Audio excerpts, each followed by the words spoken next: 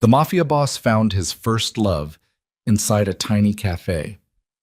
She'd hidden his son for 7 years. He thought she was dead. She thought disappearing would keep their child alive. They were both wrong. And now every secret they buried is about to detonate in the same room. If this story already has your pulse running, hit that like button right now and drop a comment with the city you're watching from. I want to see exactly how far this story travels. Stay with me until the end. You won't see the twist coming. The rain came down sideways that morning, the kind that found every gap in your collar and didn't apologize for it. Seattle in November wasn't a city so much as a punishment. Gray sky sitting flat and low over buildings that looked like they'd given up trying to be anything other than wet concrete and rusted steel. The streets near Garfield District were mostly empty at this hour, just delivery trucks grinding through standing water and the occasional figure hunched under an umbrella that the wind was already winning against. Ronan Viscari moved fast but not panicked. Panic was for men who hadn't already survived worse. He cut through the alley behind Clement Street with 2 of his remaining men, Decker on his left, Priest on his right, both of them bleeding from places they hadn't mentioned yet. The ambush at the waterfront had been precise, too precise. Whoever set it up knew his route, knew his window, knew that Tuesday morning was when he moved without the full detail. That meant someone close. That meant someone he'd eaten with. He didn't let himself finish the thought. Not yet. "We need a door," Decker said. "We need a hospital," Priest said. "We need to stop standing in the open," Ronan said, and that ended the conversation. The street they emerged onto was residential and half-forgotten. The kind of block that gentrification had eyed and then passed over in favor of something with better foot traffic. Old brownstones with fire escapes gone orange with rust, a laundromat with a handwritten sign in the window, a barbershop that looked like it hadn't changed a light bulb since 2003, and at the far end of the block, tucked between a shuttered dry cleaner and a vacant lot, a cafe so small it barely earned the name. The sign above the door was hand-lettered in dark green paint. Mercer's. The lights inside were on, warm yellow against all that gray. Ronan pushed through the door. The bell above it chimed once, soft and domestic and completely wrong for the moment. The cafe smelled like coffee grounds and something baking, butter and brown sugar, the kind of smell that belonged to someone's grandmother's kitchen and nowhere else. 4 tables, 6 stools along a short counter, a chalkboard on the wall listing today's offerings in handwriting that tilted slightly uphill. Nobody was sitting down. It was early enough that the breakfast rush, if this place had one, hadn't arrived. Ronan stepped inside. Decker pulled the door shut and stood against it. Priest moved to the window and angled himself so he could see the street without being seen from it. Behind the counter, a woman had her back turned. She was reaching up to a shelf, moving a jar of something, and she hadn't heard them come in over the sound of the espresso machine cycling through its warm-up sequence. Dark hair pulled back, a gray apron over a green sweater. Slim, but not delicate. There was something in the set of her shoulders that suggested a person who'd carried weight for a long time and had stopped thinking of it as unusual. Ronan was about to speak when she turned around. The jar she'd been holding hit the counter, didn't break, just landed hard and sat there. Elena Mercer looked at him the way a person looks at something that cannot be real, the way the mind does that half-second stutter where it offers you an escape hatch. Trick of the light, wrong face, you're wrong, before slamming shut and confirming what you already know. She knew him. Of course she did. 7 years didn't change a face like Ronan Viscari's. It just sharpened the damage already in it. He knew her too. He'd spent the first 2 years after she disappeared believing she was dead. He'd spent the next 3 believing she'd left because she found out what he was. And he'd spent the last 2 trying to stop thinking about her altogether, which was the only project of his adult life that had comprehensively failed. Elena, her name in his mouth, and the room contracted. She didn't say anything. Her hands were flat on the counter, very still, and she was doing something with her breathing, controlling it, rationing it, the way you do when you need your body to behave and you can't quite trust it. "Don't," she said, "just that." "Don't what?" "Don't say my name like that." "Like what?" "Like you have a right to." Ronan took 1 step toward the counter and stopped. Something in her posture told him the distance mattered. He read bodies for a living. It was how he'd survived this long, and what her body was telling him was, "Stay back," underlined twice. He stayed back. "I'm not here for—" He stopped, looked at his hands. There was blood on the left one, not his. He hadn't noticed until now. "We were ambushed. We needed a door. This was the closest." He glanced at the window, where Priest was still watching the street. "You need to stay away from the windows. I need you to leave. We can't leave right now." "I don't care." "Elena." His voice dropped the way it did when negotiation was over. "I'm not asking." She closed her eyes. 1 second. 2. When she opened them, they were dry and hard and resolved, and he recognized that too. The look of someone who'd already run every calculation and didn't like any of the answers. "Fine," she said. "Back room. Don't touch anything." She was already moving out from behind the counter, heading toward the door at the back of the cafe, and Ronan was following when he heard a sound that stopped him completely. Small feet on linoleum. Fast. The kitchen door swung open, and a boy came out at a near run, already talking before he'd fully cleared the doorway.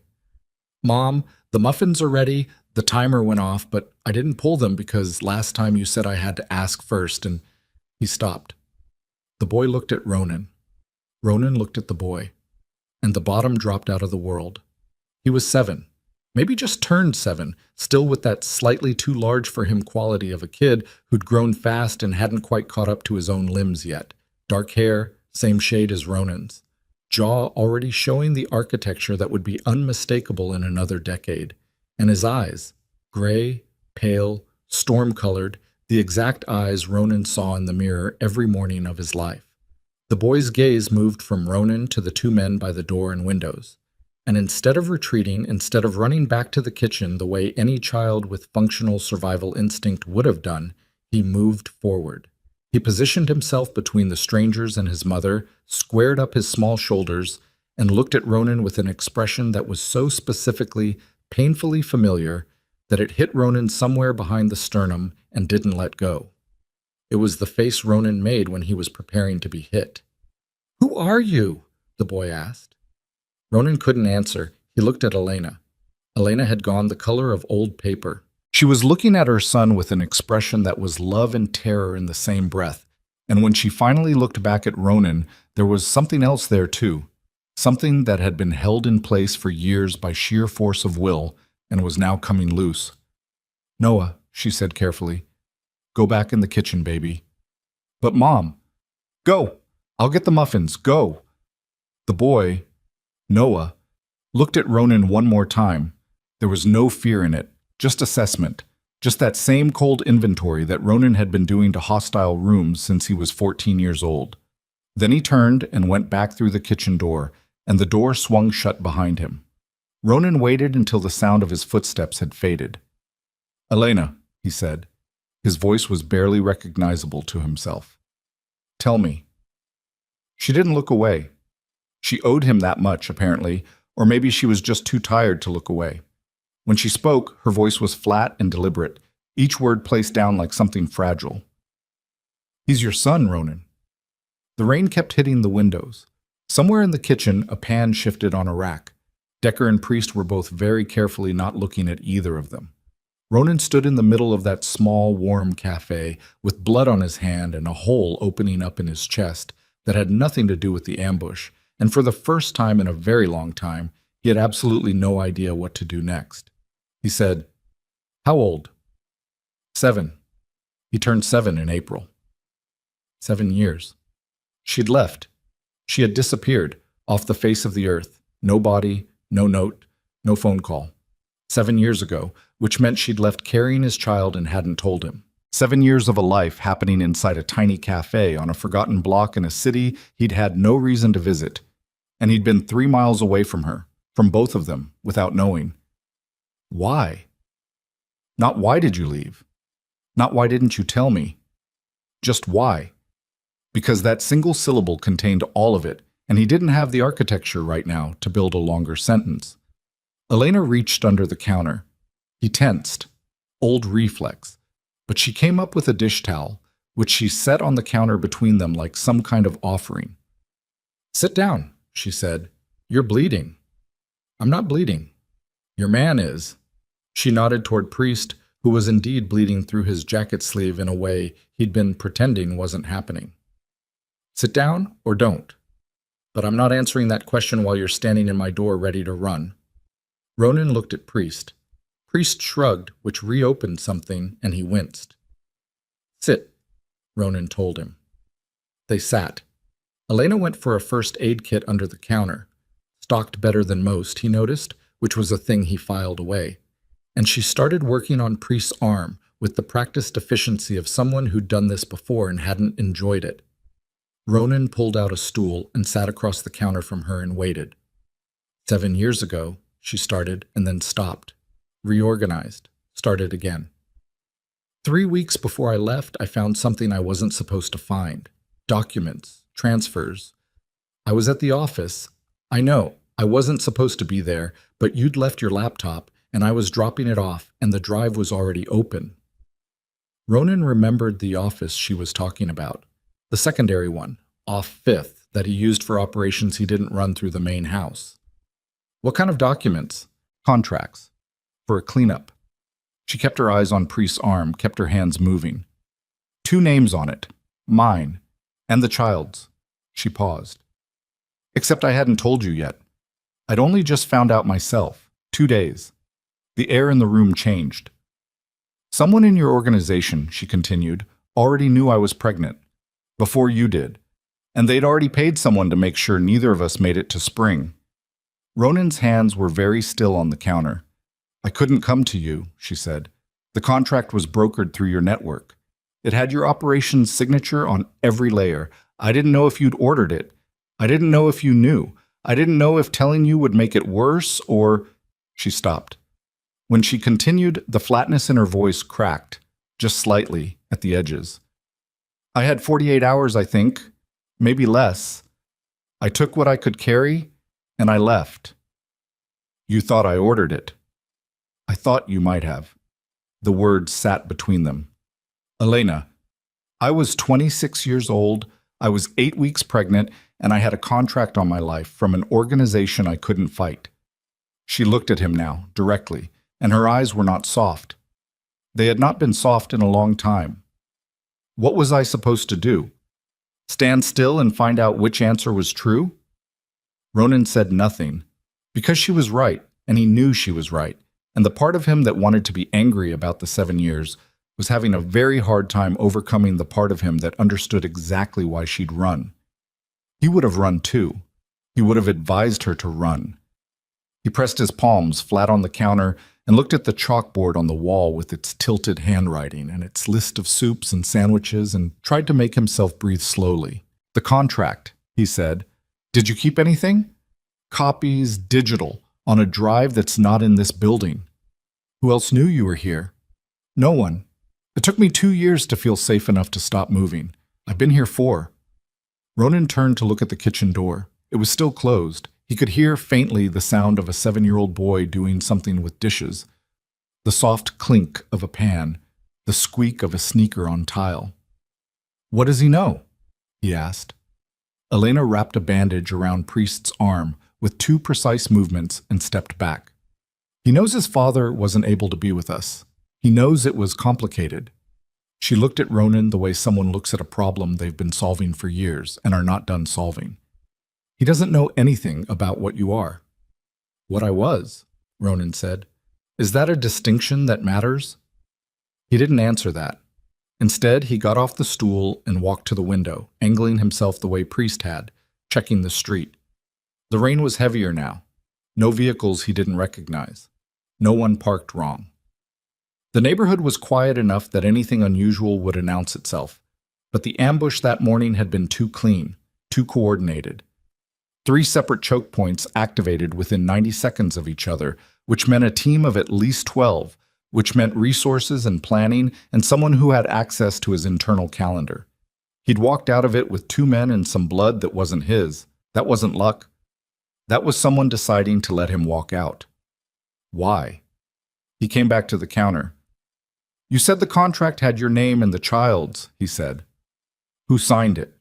On our side, who authorized it? Elena looked at him for a long moment. That's what I've been trying to figure out for 7 years, she said. The name at the bottom was one I recognized, but only barely. A mid-level man. Someone who was definitely executing, not deciding. She paused. He died about a year after I left. Car accident. Clean. Cleaned, Ronan said. That's what I assumed. He thought about that.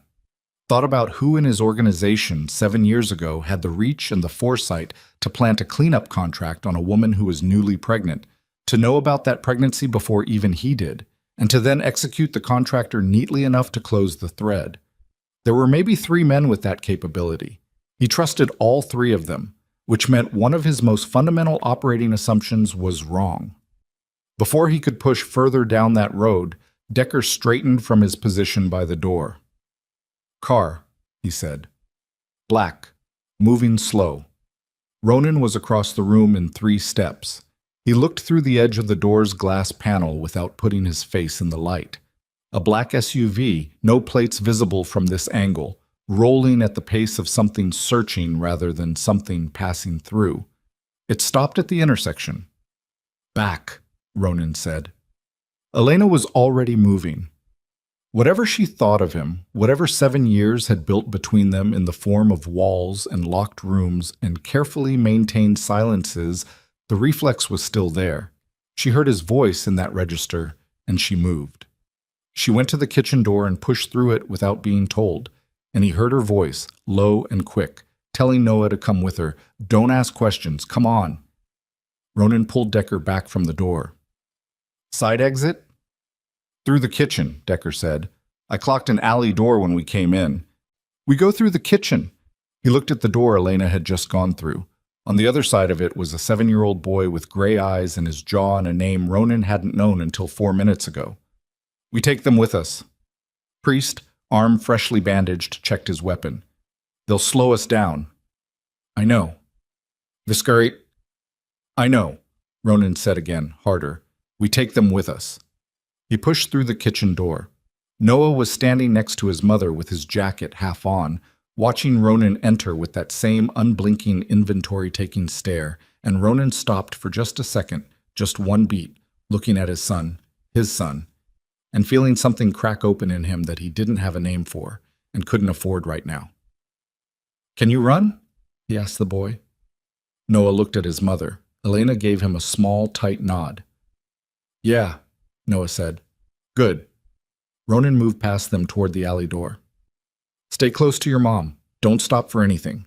He hit the alley door and the cold air hit him like a wall, rain immediately soaking through the back of his collar, and they were moving. Decker first, then Elena pulling Noah by the hand, then Priest, then Ronan covering the rear, through the narrow alley that smelled like wet garbage and old brick, away from the black SUV and the street and the quiet little cafe with its chalkboard menu and its yellow light and its smell of butter and brown sugar that Ronan was already certain, with a certainty that sat in his gut like cold lead, was not going to stay intact much longer. He didn't know yet who was in that car. He didn't know yet how they'd been found. What he knew, with the kind of bone-deep knowledge that didn't require evidence, was that this was not the end of something. This was the beginning. And somewhere in the logic of who had ordered that contract 7 years ago, of who had the resources to run a 12-man ambush and then deliberately let him survive it, a shape was forming. Something he couldn't see clearly yet but could feel the edges of, the way you feel a blade before it finds your skin. At the mouth of the alley, he glanced back. Noah had matched his mother's pace exactly, head down, rain plastering dark hair to his forehead, moving with a focused efficiency that was deeply, painfully familiar. The boy ran the way Ronan did. He ran like someone who'd learned early that stopping meant getting caught. They cleared the alley and turned north, folding into the gray morning, and Ronan kept moving and kept not thinking about what it meant that his son had learned to run before he'd ever known there was a reason to. And behind them, back on the quiet street, the door of the black SUV swung open, and 2 men stepped out and looked at the cafe entrance, and then at the alley, and reached for their phones. Ronan didn't see this, but the man they called to deliver the message did, and that man picked up the phone and said 3 words to the voice on the other end. 3 words that sent everything spinning toward collision. He found them. They ran north for 4 blocks before Ronan pulled them off the street. The building he chose was a parking structure on Henley Avenue. 6 stories of bare concrete, half empty at this hour, smelling of motor oil and the particular cold that concrete holds even in summer. He'd used it twice before for situations that required a pause without a destination. It had 3 exits, no cameras on the upper levels, and lines of sight in every direction from the roof. They took the stairs. Elena didn't ask why. She kept Noah's hand in hers and she climbed, and she didn't look back at Ronan, which was a thing he noticed and put away. They stopped on the 4th level. Decker moved to the ramp opening and crouched, watching the entrance below. Priest sat down on the concrete with his back against a pillar and breathed carefully, conserving whatever he had left. The bandage on his arm was holding, but his color wasn't good. Noah stood next to his mother and looked around the parking structure with the methodical curiosity of a child cataloging an unfamiliar environment. He counted the pillars, he looked at the ramp, he looked at the exits, then he looked at Ronan. "Are those men going to come here?" he asked. "Not right away," Ronan said. "But maybe." "Maybe." Noah considered this. "Okay." He sat down on the concrete next to Priest, which surprised everyone, including Priest, and pulled his jacket tighter around himself and said nothing else. Elena watched her son sit down next to a bleeding stranger with the composure of a boy who'd been preparing for something like this his whole life without knowing it, and something moved across her face that she shut down fast. Ronan moved to stand beside her, not close, just close enough to talk without being heard by the others. "The drive," he said. "The one with the copies. Where?" "Safe deposit, branch on Meridian, under a name you don't know." "I need it." "I know you do." She wasn't looking at him. She was watching Noah. "That doesn't mean I'm handing it to you." "Elena, you don't get to walk back into my life by 4 hours and start making demands." Her voice was quiet, completely controlled, and more dangerous than if she'd shouted. "That's not how this works. Someone just sent a 12-man team to kill me this morning. They followed us to your cafe inside of an hour. That means they already knew where you were, which means your cover is gone, which means that drive is the only leverage you have." "I'm aware." "Are you aware that Noah is also on this?" She turned to look at him then. Her jaw was tight. "He was on it before he was born," she said. "I've been aware of that for 7 years." Ronan held her gaze. Up close, in the flat gray light of the parking structure, she looked like someone who'd been fighting a war in private for a very long time. Not beaten, nothing like beaten, but worn in the specific way of a person who'd chosen vigilance over rest so many times it had become the default setting. There were lines at the corners of her eyes that hadn't been there before. Her hands, when she crossed her arms, showed the kind of roughness that came from actual work, daily and repeated. She'd built something, on her own, from nothing. He didn't say any of that. He said, "We need to move to somewhere defensible before tonight. I have a property in Ravenna, off books, not connected to anything current." "Ravenna," she repeated, 12 minutes from here.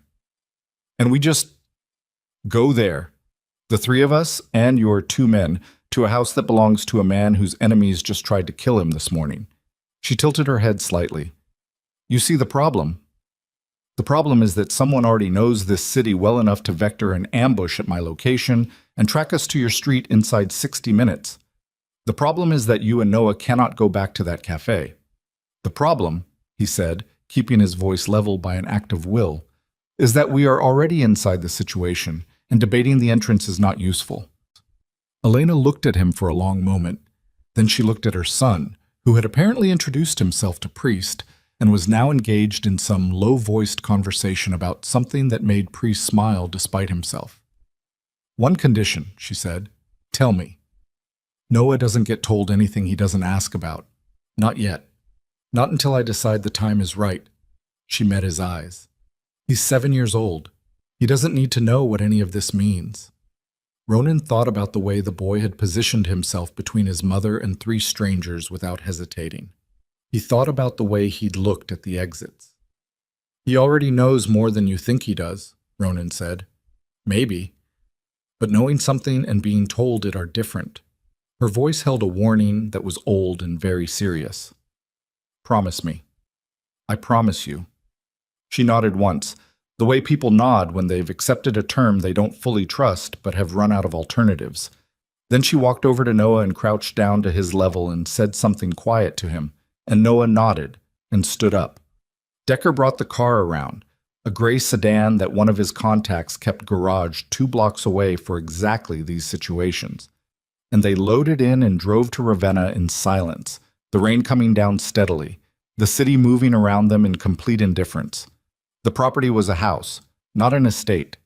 2 stories, modest exterior, the kind of place that belonged to a professor or a contractor. Nothing about it announced itself. Inside it was different. Reinforced doors, blacked-out upper windows, a generator in the basement, and a security system that Ronan had installed himself and updated every 6 months. He brought them through the side entrance, checked every room before he let anyone settle, and then stood in the kitchen and called the only 2 people he trusted enough to call. The first call went to a man named Carver, who handled logistics and kept his mouth shut. Ronan told him to secure the cafe on Clement Street, remove anything personal, and watch the block without being seen.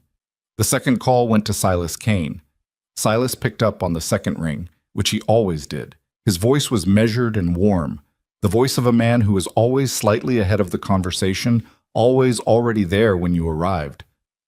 "I heard there was trouble this morning," Silas said. 12 men at the waterfront. They knew my route." "Christ." A pause. The right length of pause. "You're clear?" "For now. I'm off-grid."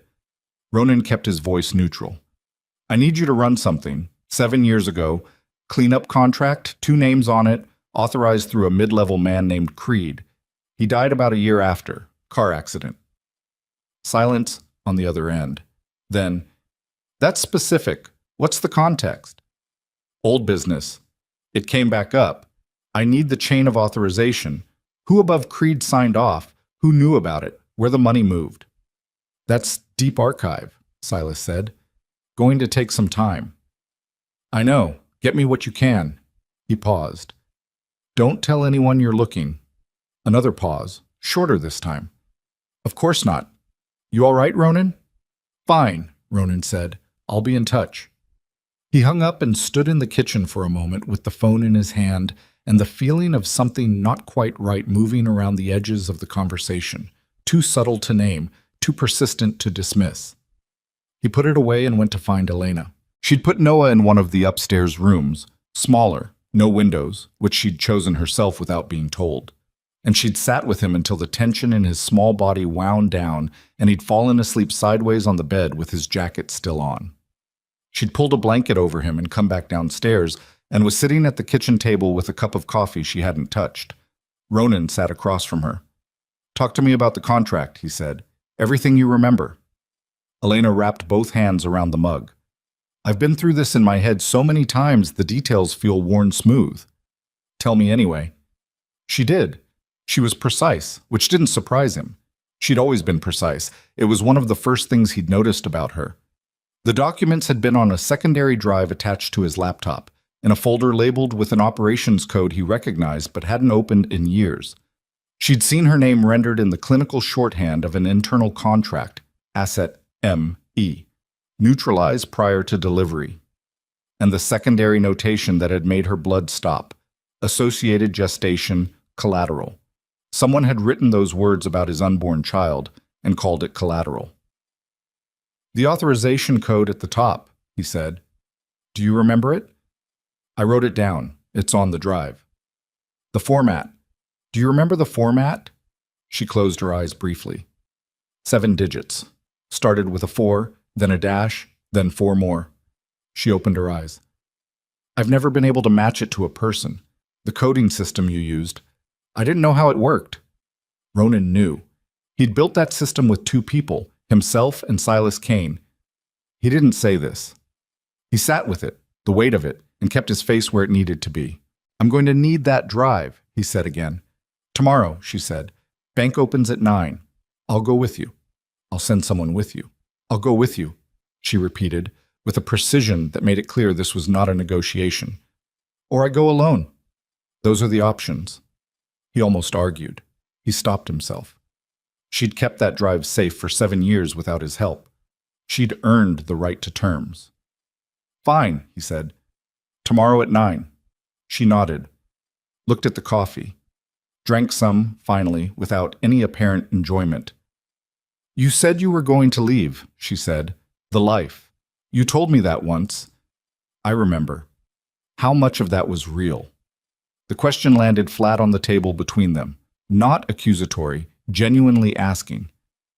About 60%, he said. She made a sound that wasn't quite a laugh. At least you're not going to tell me all of it. It doesn't seem like the time for flattering lies. When would it be the time? Elena, I'm not... She stopped, set the mug down. I'm not starting a fight. I'm too tired for that. I'm just trying to figure out what I'm dealing with. She looked at him directly. Are you still inside it? Completely? Less than I was, he said. The waterfront meeting this morning was about divestment, moving assets out of certain operations. Whose operations? People I've been tied to for a long time. People who would have a reason not to want that transition to happen. He paused. People with the resources to run a 12-man ambush. She studied him. You think this morning and the contract 7 years ago are connected? I think they might be the same operation on a longer timeline, he said. He watched her process that. He watched her do the math. The same math he'd been doing since she'd first told him, laid out across the kitchen table of a safe house in the rain, what she'd found 7 years ago. And he watched the moment she got to the same answer he had. Her face didn't change much. She was good at that. But something in her eyes shifted. If they're the same, she said carefully, then whoever ordered the contract 7 years ago is still active, still inside your circle. Yes. And they knew about Noah then, which means they might still... Yes. She stood up. The chair scraped back and she was on her feet, and the calm she'd been maintaining cracked down the middle for exactly 2 seconds. Her hands pressed flat on the table, her head down, her breath coming hard. 2 seconds. Then she pulled it back together, straightened up, and looked at him. How sure are you? She said. Her voice was steady again. The way a foundation is steady after an earthquake, functional, but something had shifted underneath. Not completely, but enough. What does enough mean to you? It means I'm treating it as confirmed until I find out I'm wrong. She nodded, processed, nodded again. Then we get the drive tomorrow and we figure out whose code is on that authorization. Yes. And if the name we find is someone you trust. Ronan said nothing. Ronan, if it's someone inside your circle, then I handle it, he said. That's not an answer. It's the only answer I have right now. She stared at him long enough that he felt it, and then she picked up her coffee and walked toward the stairs. I'm going to sit with Noah, she said. Wake me if anything changes. She went upstairs. Ronan sat at the table alone in the kitchen and listened to the rain hitting the windows and thought about the authorization code and thought about who had built that coding system with him and thought about all the things that would have to be true for the shape he was feeling around the edges to be what he suspected it was. He didn't sleep. At 2 a.m, Decker came and found him. You need to see this, Decker said. He led Ronan to the room they'd set up as a temporary ops center. A spare bedroom with a folding table and a laptop and a scanner. On the screen was a set of documents Carver had pulled from the cafe before sealing it. Someone had gotten there first. Not Carver's team. Carver's team had arrived to find the cafe had already been entered. Back door, professional, no prints. They'd gone through the counter, the storage room, the kitchen, clean and fast. What were they looking for? Ronan asked. Carver says nothing obvious was taken. Cash was still there, equipment untouched. Then they were looking for something specific. He thought about what Elena had said. The drive wasn't in the building, but whoever had searched the cafe didn't know that, which meant whoever had ordered the search had incomplete intelligence, which meant their information had a gap in it. That was something. Not much, but something. He went back to the kitchen and sat down and turned his phone over in his hands and thought about the call he'd made to Silas. Thought about the length of the pause when he'd mentioned Creed's name. The right length of pause. That was the phrase his mind kept returning to. The right length.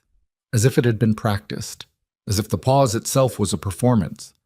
Silas Kane had been with him for 19 years. He'd come up through the organization under Ronan's father, Marcus Viscari, and when Marcus died, heart failure, sudden, in his office on a Tuesday morning 9 years ago, Silas had been the one who held the organization together while Ronan stepped into the role he'd never entirely wanted. Silas had run the funeral arrangements. He'd managed the internal transitions. He'd been the one who sat across the table from the other families and said, with complete conviction, that the Viscari operation was stable and its alliances would hold. Ronan had trusted him the way you trust a building you've lived in for 20 years. Not because you check the foundation every day, because it's always been there. But there were things about Marcus's death he'd never fully examined. Things he'd been too raw to look at clearly and then too busy to return to. Like the fact that Marcus, at 61, with the cardiovascular profile of a man 10 years younger, had died at his desk on a Tuesday morning with no warning and no witnesses.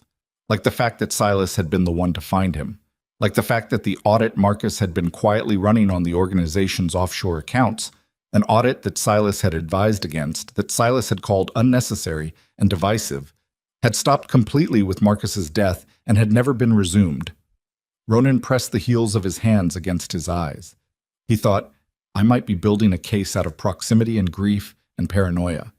He thought, or I might have been standing next to the thing this entire time and calling it family. At 5 in the morning, Noah appeared in the kitchen doorway. He was still in yesterday's clothes, hair sideways from sleep, and he looked at Ronan with the specific guardedness of a child who'd woken up in an unfamiliar place and was deciding how alarmed to be. You didn't sleep, Noah said. No. Mom says you should always sleep because your brain doesn't work right otherwise. Your mom is correct. Noah came into the kitchen. He looked at the coffee pot. He looked at Ronan. He pulled out a chair and sat down across from him, which was exactly what Elena had done, and the parallel landed somewhere between Ronan's ribs. You're not going to ask me anything? Ronan said.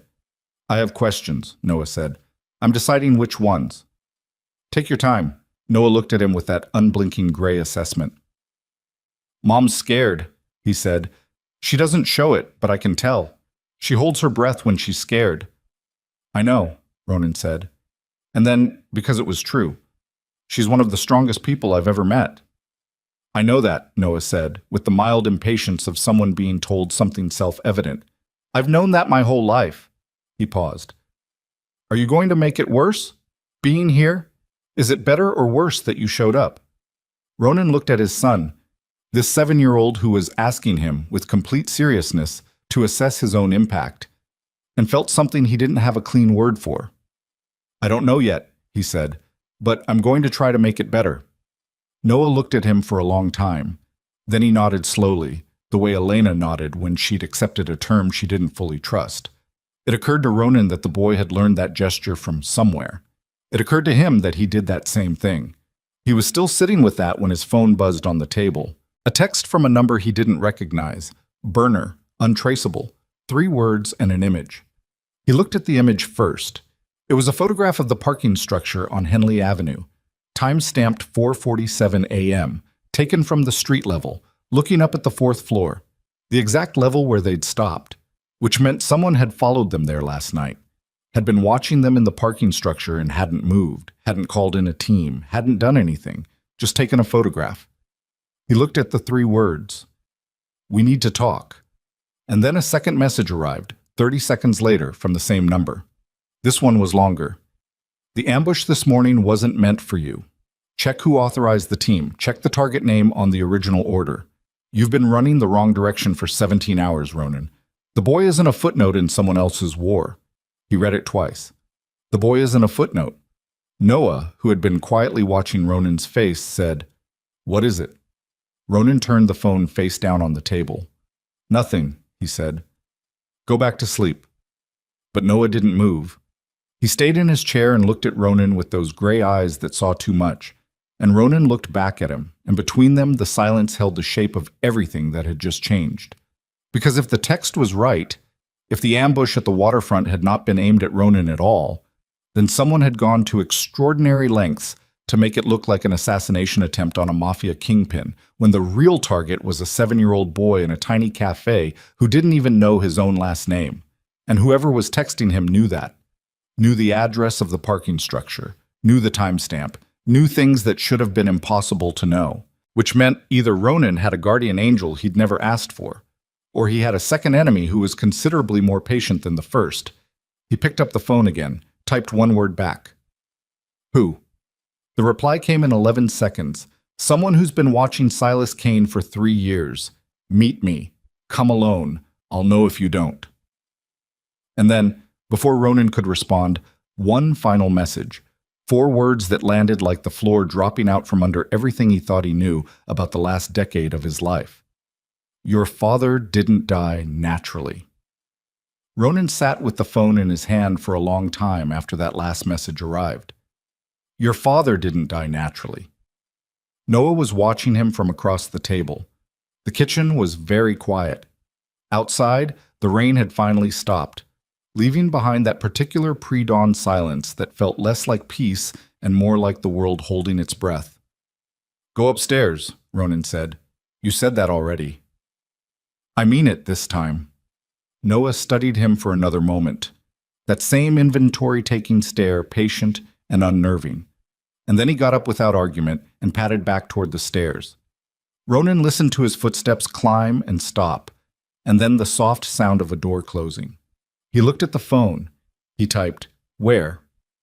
The reply came back in under a minute.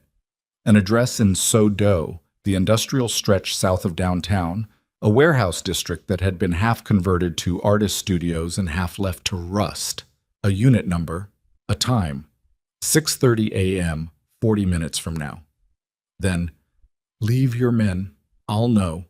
Ronan got up. He took his jacket off the back of the chair and put it on and stood in the kitchen long enough to run the math on how badly this could go. A meeting at an industrial address, pre-dawn, with an anonymous contact who'd photographed him without being seen and claimed to know things about Silas Kane that should have been impossible to know. The last time he'd walked into a room without knowing who was in it, 12 men had tried to kill him. He went anyway. He left Decker with the house and told him to call immediately if anything moved outside. He didn't tell Decker where he was going, which meant he also didn't tell Silas, because Decker reported up through Silas the same way everyone in the organization did. That was the architecture Silas himself had built, years ago, in the name of operational efficiency. Ronan thought about that architecture now, driving through empty streets in the gray pre-dawn, and thought about how efficiently it would move information upward to a single point. The warehouse was on Occidental, a low brick building with a corrugated steel door and no signage. The unit number corresponded to a side entrance, a regular door, unlocked when he tried it. Inside was dark except for a single work light in the far corner, the kind that runs on a battery pack and throws a hard white circle on whatever's in front of it. A woman was sitting in that circle of light. She was somewhere in her mid-50s, with the kind of face that had been handsome once and was now something better. Specific, intelligent, marked by decisions. Her hair was silver and cut short. She was wearing a gray coat, and she had a manila folder on her knees, and her hands were folded on top of it, and she looked at Ronan when he came in with the expression of someone who'd been waiting longer than just tonight. "Ronan Viscari," she said. Not a greeting, just confirmation. "You have me at a disadvantage," he said. "I've had you at a disadvantage for about 3 years." She tilted her head slightly. "My name is Vera Strand. For the last 6 years, I've been building a case against Silas Kane and every corrupted institution he's embedded himself in. I'm not law enforcement. I was for a long time. I'm not anymore." "What are you now?" "Someone who wants the same thing you want." She looked at him steadily. "To watch him burn." Ronan crossed the space between them slowly and pulled a folding chair from against the wall and sat down. 6 feet between them, close enough to talk, far enough to move if he needed to. "My father," he said. Vera opened the folder on her knees. She removed a photograph and held it out to him. He took it. It was a lab report. The header was from a toxicology service in Portland, dated 8 years and 4 months ago, 7 months after his father's death. The name on the report was Marcus Adren Vescari. The document was dense with clinical language, but the relevant section was highlighted in yellow, and someone had written in the margin in red ink, neat block letters, potassium chloride, injected, not naturally occurring elevation. Ronan's hands were very still. The original coroner's report said cardiac event, Vera said, which is technically accurate. Potassium chloride at that concentration stops the heart. It metabolizes quickly, unless you know to test for the specific compound ratio within a narrow post-mortem window. The original examiner didn't test for it. I found someone who went back to the tissue samples. How did you get tissue samples? I've been doing this for a long time. She paused. The samples were archived as part of the standard estate medical file. It took me 18 months to get legal access, and another 4 to get the testing done through a private lab. Ronan looked at the photograph for a long time. His father's name in the header, clinical language around it like a frame. He put the photograph down on his knee and looked at Vera Strand. Silas, he said. One word. Silas was in the building that morning. He was in the building most mornings. You know that. The security log shows him entering Marcus's office at 7:42 a.m. Marcus was found at 8:15 by his assistant. She removed another document from the folder. There's a gap in the building's camera system, the hallway outside Marcus's office, that runs from 7:39 to 8:21. 42 minutes. The gap was logged as a system error. Silas controlled the security contracts. He had for 4 years at that point. She held out the second document. After Marcus died, the offshore audit Marcus had been running stopped. The accounts that audit would have flagged moved roughly $60 million over the following 14 months. The movement was structured to look like standard operational redistribution. I've been tracing where it landed.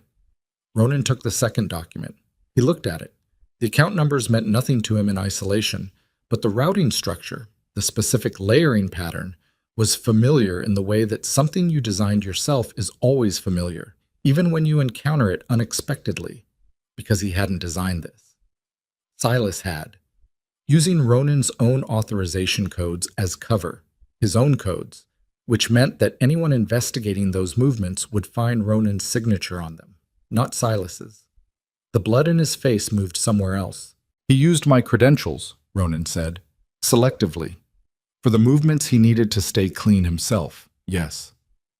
Vera's voice was measured, but there was something underneath it. Not satisfaction, something older and harder. If federal investigators had been called in at any point in the last 8 years, the first name they would have landed on is yours. Ronan set both documents down on his knee. He pressed the heel of his hand against his mouth and sat with this, with what it meant, with the geometry of it, the 19 years of geometry it retroactively rewrote. Silas at his father's funeral, standing beside him. Silas in the meeting rooms, across the table from the other families, steady and competent and trustworthy. Silas telling him 3 years ago that the divestment plan was too risky, too fast, that Ronan needed to move more carefully. Silas reviewing the security protocols every quarter. Silas who had built the system through which every piece of operational information moved upward. To Silas. The contract 7 years ago, Ronan said, on Elena Mercer and the child. I found it 14 months after it was issued. Vera turned to a section deeper in the folder. I was already watching certain account movements by then. The payment for that contract ran through a shell that I'd flagged for other reasons. She paused. I didn't know who Elena Mercer was at that point. I knew the contract existed and I knew the money trail. By the time I had a full picture, she was already gone and the executing contractor was dead. Did you know she was alive? I found her about 2.5 years ago. I've been watching from a distance. Something shifted in Vera's expression. Not quite apology, but adjacent to it. I made a decision not to approach her. If I'd approached her, Silas would have eventually noticed. She was safer as an unknown. The anger that moved through Ronan at that was fast and hot, and he let it go because she wasn't wrong, and being right about a terrible decision didn't make it less terrible. The boy, he said. You knew about Noah. Yes. And you said the ambush yesterday wasn't aimed at me. His voice had gone very flat. Explain that. Vera took a breath. This apparently was the part she'd been working up to. 3 months ago, Marcus Viscari's estate lawyers received a filing they weren't expecting, she said. A codicil to the original will, held in escrow by a third party for a period of 7 years, with instructions for release on a specific date. The date was Noah's 7th birthday. Ronan went completely still. Marcus knew about the pregnancy, Vera said. He'd known for some time. He had his own intelligence sources inside the organization that were separate from Silas's network. He didn't tell you because he was afraid that telling you would alert Silas. He was already suspicious of Silas by that point. The offshore audit he was running, she stopped, reorganized. Marcus spent the last 4 months of his life building a contingency. In the event of his death, in the event that Elena Mercer was forced to flee, in the event that a child survived, Marcus created a legal structure that would transfer certain assets directly to that child on their 7th birthday. The silence in the warehouse was absolute. What assets? Ronan said. The encrypted accounts, Vera said. The ones the offshore audit would have flagged. Marcus didn't just find the discrepancies. He went further.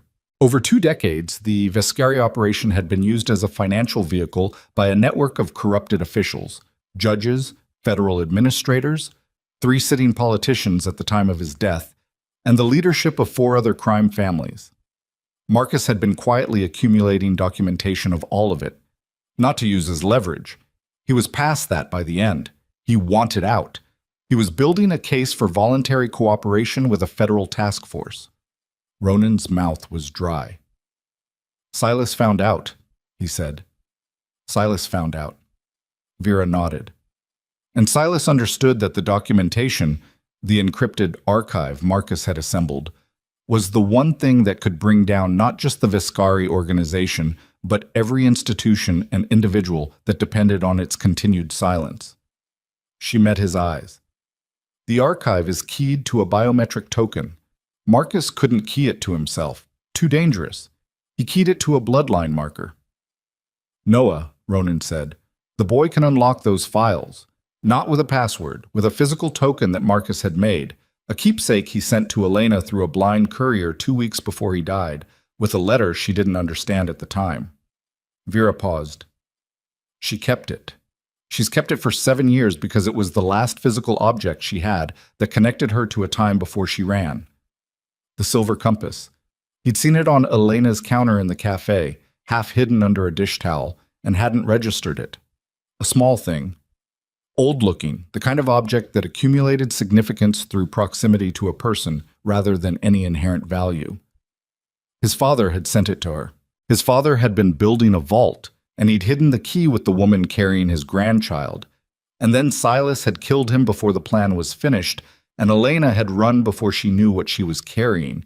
And for 7 years that compass had been sitting in a drawer in a small cafe on a forgotten block while the archive it unlocked sat encrypted and untouched and full of enough evidence to bring down 36 powerful people who needed it to stay that way. The codicil, Ronan said. The estate lawyers. When the filing came through 3 months ago, it triggered a notification, Vera said. Standard legal process. The notification went to the estate trustee. She looked at him. Silas Kane has been the estate trustee since Marcus died. So Silas had known. For 3 months, Silas had known that the clock Marcus had set 7 years ago had activated, had known that the codicil existed, that Noah existed, that Elena was alive somewhere, had spent 3 months locating them, and yesterday morning had made his move.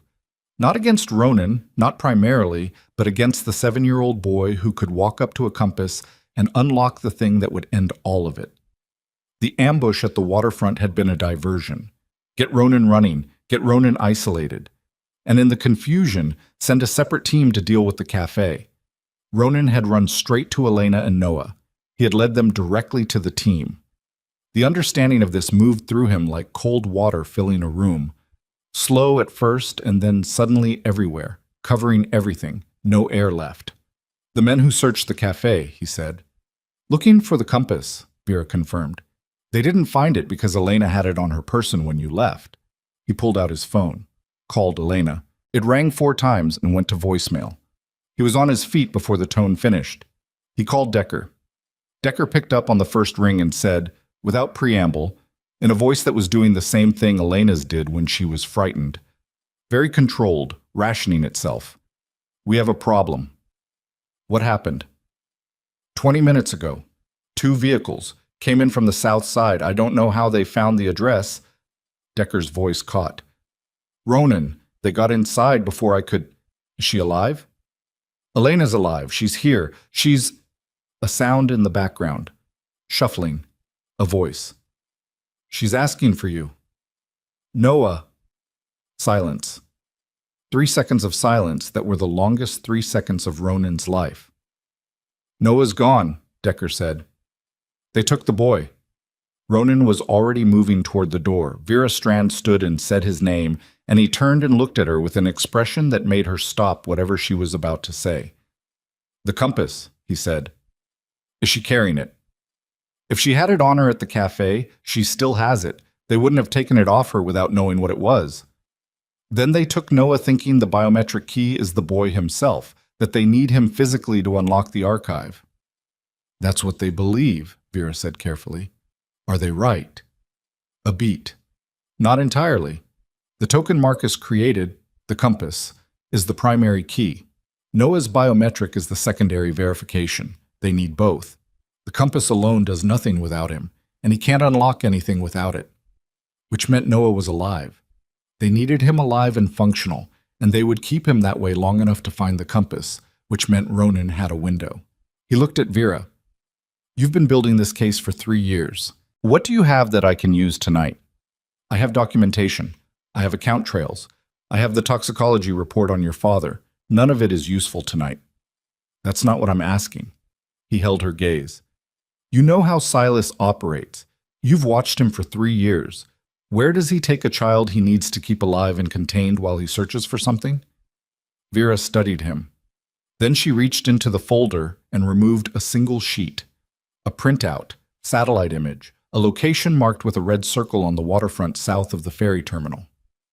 He owns a cargo company, she said. Legitimate on paper. 3 vessels currently in port. The largest one has been sitting at anchor for 6 weeks with no manifest filed. It should have moved. The Port Authority hasn't pressed because 2 members of the Oversight Board are in the archive. Ronan took the sheet. If he takes Noah aboard that vessel, Vera said, there is no jurisdiction, no response protocol that moves fast enough to, I know, Ronan said. Ronan. Her voice dropped. If Silas gets the compass and uses Noah to unlock those files, he won't release the archive.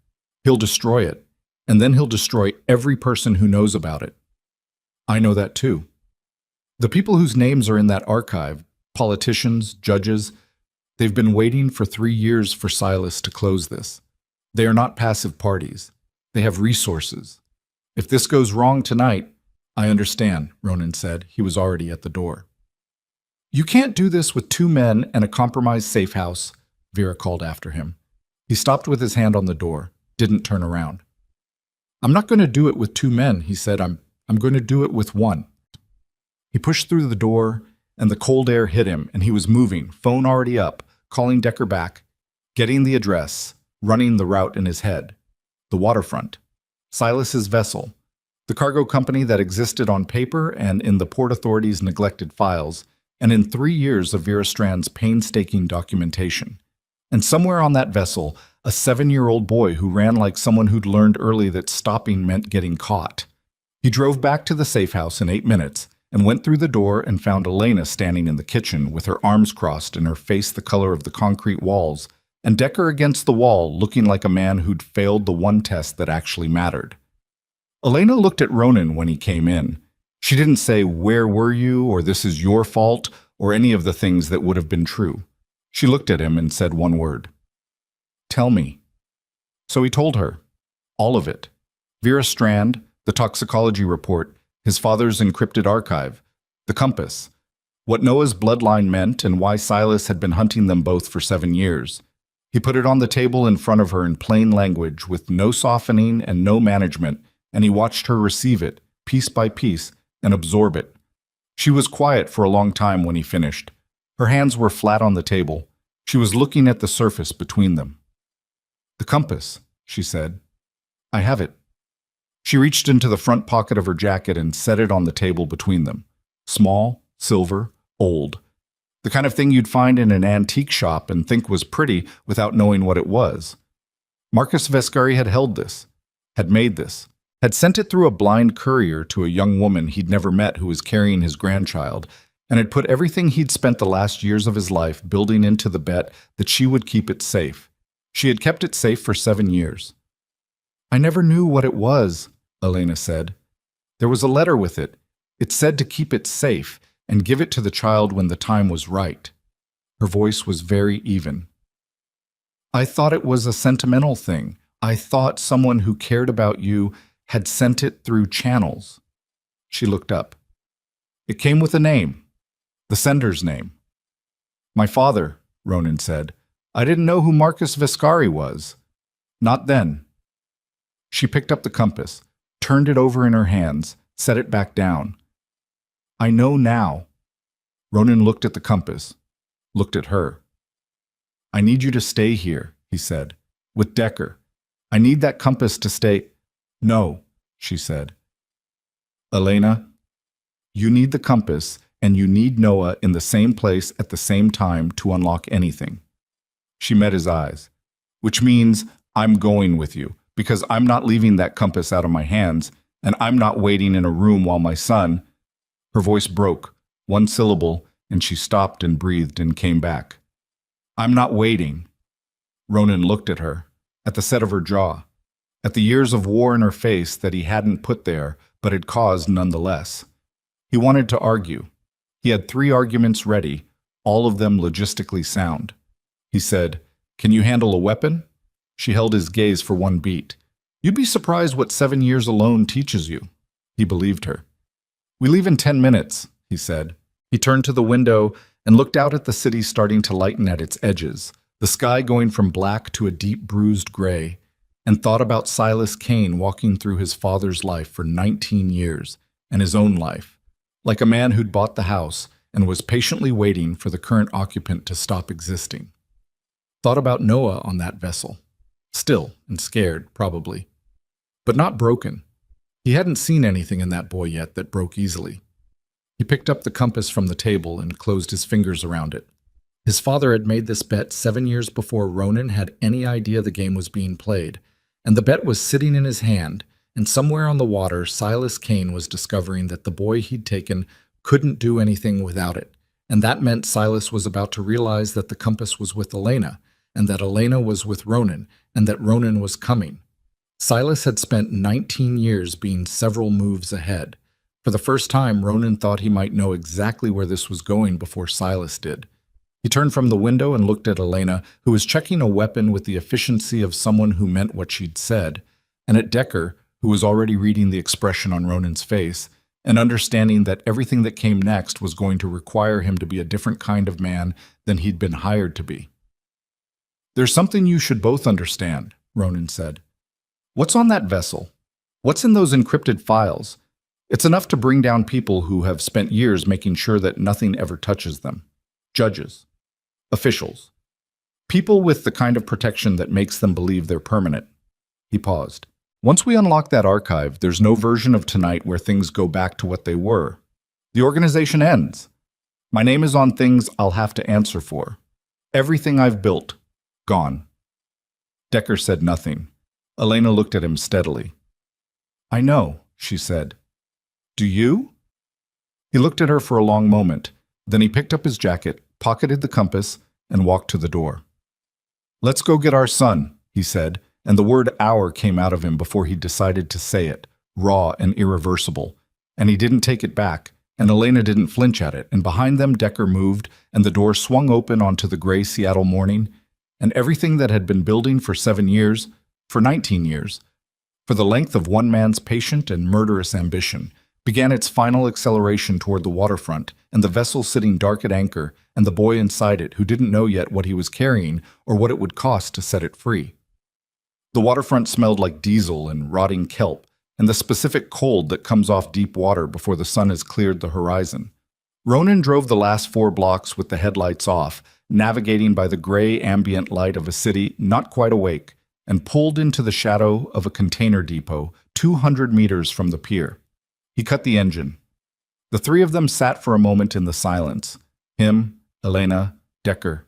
And the only sound was their breathing and the distant complaint of a foghorn somewhere out on the Sound. The vessel was visible from here. Callaway Meridian, container cargo, 300 feet of it, sitting low and dark at Pier 14 with no running lights and no activity on the visible deck, which meant either it was empty or it was very deliberately appearing to be empty, and Ronan had stopped believing in coincidences approximately 19 years ago. 2 men on the south gangway, Decker said, barely above a murmur. He had a compact scope to his eye. 1 moving on the upper deck, far side. Maybe more I can't see. Silas brought a team, Ronan said. He had time to position after they took Noah. How many? Silas doesn't do things small. 8 minimum. Probably 12 again. He looked at the pier. 1 gangway visible from this angle, running from the dock up to the main deck level. Cargo cranes on both sides, dark and still. A row of containers along the near dock that provided cover for maybe 2/3 of the approach. We go along the container line. Get to the base of the gangway, take the 2 on guard, get aboard fast before anyone on the upper deck reacts. That's the whole plan? Decker said. That's the first part. Elena was looking at the vessel with an expression that was past fear. Fear had a texture, a visible tremor to it. What was on her face now was something more compressed than fear. Grief that had been converted into fuel, which burned hotter and lasted longer and was considerably more dangerous. He'll be below deck, she said. They'd want him contained and out of sight from the dock. Cargo hold or crew quarters, Ronan agreed. Middle of the vessel, most likely. Structural cover from both ends. Then we go middle. She said it simply, like it was already decided. Ronan looked at her. She looked back at him, and her jaw was set, and her eyes were dry, and she had the compass in her jacket pocket, and her hand was resting near it, in the way you rest your hand near something you've been carrying long enough that it's become load-bearing. Stay behind me until we're aboard, he said. Once we're aboard, stay close. Don't engage unless you have to. Understood. Elena, I said understood. A pause, 1 beat of silence. Stop treating me like someone who needs managing and start treating me like the other person in this fight. He stopped. Looked at her for 1 more second. Then he nodded. They moved. The container line gave them good cover. Corrugated steel walls rising 20 feet on their right, the dark water on their left, the pier surface wet and sound-absorbing in a way that helped. Ronan went first, then Elena, then Decker, moving in the particular way you move when the distance between you and the next piece of cover is the most important measurement in the world. Low, fast, deliberate. No wasted motion. The 2 men at the base of the gangway were professionals, which meant they were watching the approach angles, not each other. Ronan had 30 feet of shadow on his right from the last container before the gangway. He used it. He closed the distance in the time it took one of the men to turn his head left, and he came in from behind the second one and took him down before the sound had finished happening. And Decker moved simultaneously on the first, and the whole thing was over in 6 seconds, and both men were on the dock and not getting up. They went up the gangway at a controlled run. The steel grating vibrated faintly underfoot. At the top, Ronan paused at the rail. The upper deck man that Decker had clocked was on the far side, and Ronan could see his silhouette through the gap between a pair of lashed containers, moving away from them. He filed the position and crossed the deck fast, moving toward the central superstructure, Elena's footsteps right behind him. The interior entrance was a heavy, watertight door with a lever handle. Ronan pulled it open and the smell hit them. Recycled air, metal, something chemical underneath. The passageway inside was narrow and lit by low strip lighting along the floor, the kind that stays on during power down mode. Pale blue light on painted steel. The sound of the vessel talking to itself. Pipes, settling steel, the faint heartbeat of the generator deep below. They went in. The passageway ran forward from the superstructure toward the bow and aft, toward the stern. Ronan went aft, toward the cargo sections. They passed closed doors, crew cabins, a mess room, a door labeled engineering that had a light under it. He moved past all of it, not stopping, keeping the pace, listening ahead of them for voices or movement. He heard it at the forward bulkhead of the cargo section. Voices, low. 2 of them, maybe 3. And underneath the voices, a sound that stopped his forward motion completely and brought Elena up hard against his shoulder because she'd heard it too. A child's voice. Not crying, talking, quiet and controlled. The way someone talks when they're trying to appear calm, which means they are frightened but they have decided not to show it. Noah's voice. Elena's hand found his arm and closed on it and released it. She was breathing very carefully. Ronan moved to the door and put his ear to it. He could hear Noah now. Short sentences, measured responses to something someone was saying to him. And the other voice, the adult voice, smooth and measured and familiar in the way that something you've heard for 19 years is familiar. Silas Kane, talking to a 7-year-old boy with the patient, reasonable tone he used for everything. Because Silas had understood very early that the most disarming thing in any negotiation was the appearance of reasonableness. Ronan stood with his hand on the door and his jaw tight and his breathing very slow. He had 3 seconds to decide how to do this. He went through the door. The cargo hold was half full, centine. Containers stacked along the walls, a cleared central space under the main lighting. Noah was sitting on a metal crate in the middle of that space. He wasn't bound. There was a man standing near him. Not touching him, just present, positioned between him and the exit in a way that communicated the same thing restraints would have without requiring them. Silas Kane stood 8 feet from Noah, in the open space, with his hands in the pockets of a dark coat and his reading glasses pushed up on his forehead, and the expression of a man in the middle of a perfectly ordinary conversation. He looked at Ronan when the door opened, and his expression didn't change, and that was the most accurate summary of who Silas Kane had always been. "Ronan," he said, like they were meeting in an office. Noah's head came up. His eyes found Ronan and then found Elena behind him, and something happened in his face. Not relief, not yet. Something more complicated. Like a person who'd been holding a position and finally saw the reinforcement arriving and had to decide whether to believe it was real. "You okay?" Ronan said to him. "Yeah," Noah said. "Just that. Don't move." "Okay." Ronan moved his eyes back to Silas. The guard near Noah hadn't moved, but his hand had repositioned, and there was a second man near the far containers and a third in the shadows to the left who Ronan clocked by the sound of his breathing. 3 in the room, however many outside and above. And Decker was behind Elena in the passageway, which meant Ronan had 2 people at his back and Silas had considerably more than that. Silas knew the math too. "I was wondering how long it would take you to find us," Silas said. "I estimated you'd have the location by 6:30. It's..." He glanced at his watch with the air of someone checking the time on a slow morning. 6:47. You were slower than I expected." "I stopped to hear some things," Ronan said. "About my father." A flicker. The first micro-expression Ronan had ever seen on Silas Kane's face in 19 years of watching it, and it was gone in less than a second, but it had been there. "I see," Silas said. "Vera Strand sends her regards." Silas was quiet for a moment. Something reorganized itself behind his eyes. Not panic. Silas didn't panic, but the particular quality of a man revising a calculation. "She's been a persistent problem," he said. "You should have solved her 3 years ago." "I know." A slight incline of his head. Hindsight. Ronan watched him. Watched the 3 men in the room and kept them in his peripheral vision, the way you keep peripheral vision on a room's whole geometry when the geometry is trying to kill you. "You killed my father," Ronan said. "Marcus was going to destroy everything," Silas said, calmly, the way you state a fact. Decades of work, relationships that took 20 years to build. He decided at 61 that he'd developed a conscience, that he wanted to cooperate with a federal task force and call it redemption. Something moved in Silas's face then, and it was the closest Ronan had ever seen to genuine feeling on it. "I built that organization alongside him for 16 years. I was not going to let one man's late-life crisis take it apart." "So you killed him?" "I made a decision." The distance between them was 8 feet.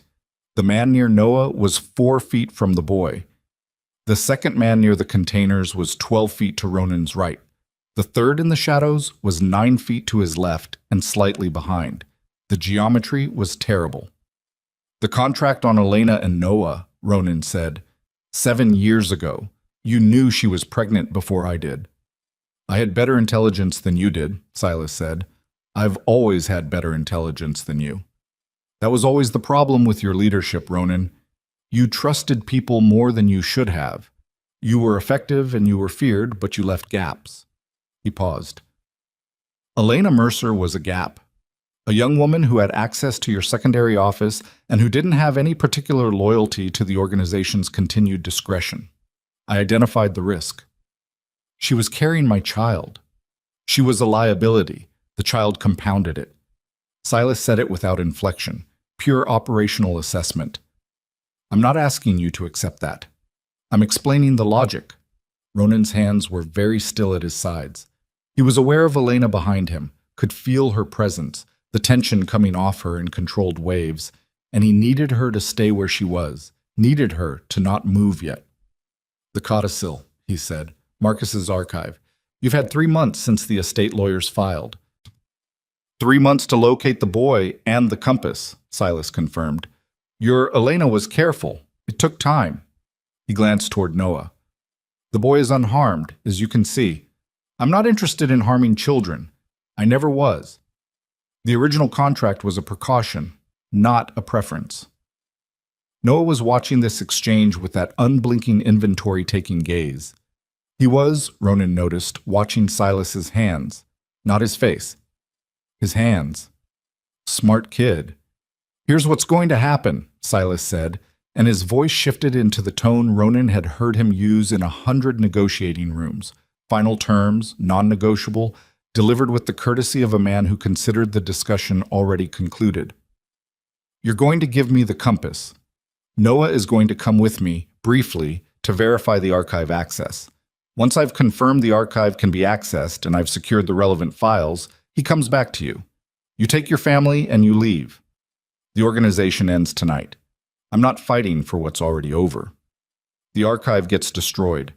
The people whose names are in it pay me to destroy it, and then we all move on. And my father's death, Ronan said, goes with it. And Vera Strand. A pause. She becomes a problem I solve separately.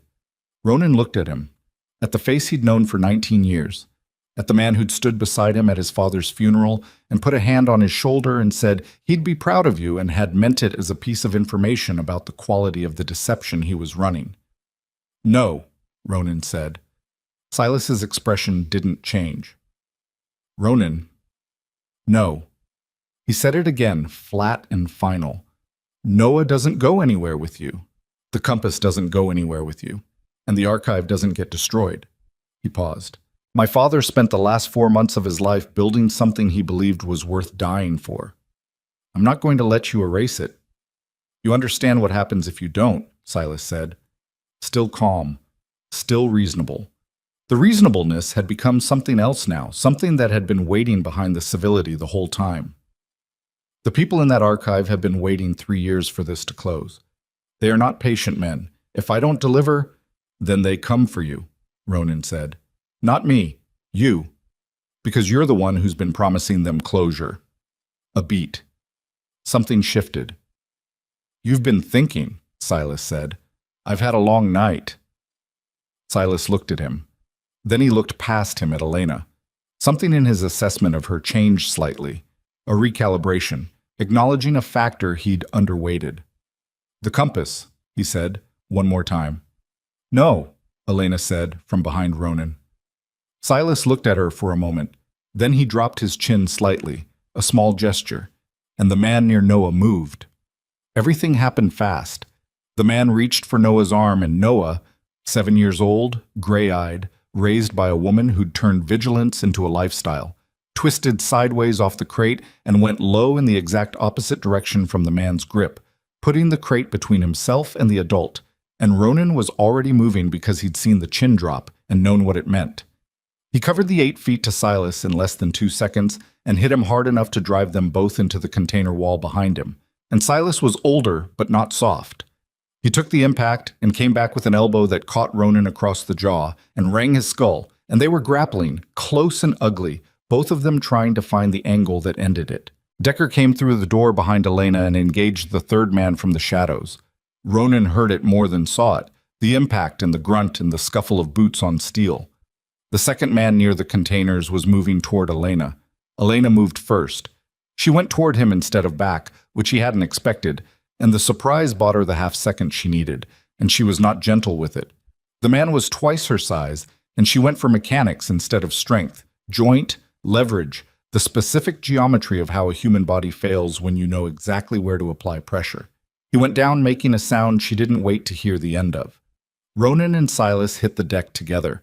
Silas was trying to create distance, trying to get to the weapon on his hip, and Ronan held him close because close meant the weapon didn't have an angle. They rolled, and Ronan got a forearm across Silas's throat and bore down, and Silas's face went dark, and his hands came up, and his fingers found Ronan's eyes, and Ronan turned his face into the attack and held on. "Stop," Ronan said through his teeth. "Stop. It's done." Silas did not stop. He bucked and twisted with the focused desperation of a man who understood exactly what happened to him if this moment resolved the wrong way, and Ronan understood it too. And he pressed harder, and Silas's hands went from Ronan's face to the deck, grasping at nothing. "Ronan," Elena's voice, sharp and immediate. He looked up. The man who'd grabbed for Noah had gotten around the crate. He had Noah now, not by the arm, but with a forearm across his chest, lifting him slightly off the deck, and in his other hand was a gun that was pointed at Elena. Ronan went still. Silas stopped moving underneath him. The cargo hold went absolutely quiet, except for the breathing and the sound of the vessel and the distant harbor noise leaking through the hull. Noah was looking at Ronan. His jaw was set. His hands were at his sides. He was not struggling. He had assessed the situation and understood that struggling was the wrong input at this specific moment, and he'd stopped, and he was waiting, and the patience in it was so familiar it cracked something in Ronan's chest clean through. "The compass," the man with the gun said. Elena had her hand at her jacket pocket. The compass was there, 2 inches from her fingers. Silas said, from the floor, breathing hard but regaining himself, "Give it to him." "Don't," Ronan said. "Ronan." Silas turned his head to look up at him. Blood at the corner of his mouth, coat disheveled, but his eyes were steady as they'd ever been. "Think about what you're choosing." "I know what I'm choosing." "You're choosing your son's life against a dead man's archive." Silas's voice was raw from the pressure, but it still had the shape of reason in it. "Marcus is gone. He made his bet and it failed. You don't have to—" "It didn't fail," Ronan said. "It's standing in this room." He meant Noah. He meant Elena. He meant the compass in her pocket, and the boy with the gray eyes who was waiting, patient, clear-eyed, ready. And he meant something else too, something he didn't entirely have language for, about what his father had actually been trying to build in those last 4 months, and whether Ronan had spent 19 years in the wrong structure entirely. The man with the gun had it leveled at Elena. His arm across Noah tightened. Noah made a small sound, involuntary. Elena's hand moved toward the compass pocket. "Elena, don't," Ronan started. "It's okay," Noah said. His voice was very steady, very small, and very steady, and everyone in the room heard it. He was looking at his mother, not at the man holding him, not at the gun, at his mother, and his expression was the one Ronan had seen on Elena's face a dozen times in the last 24 hours. The expression of someone who'd run the calculation and arrived at an answer they were willing to live inside.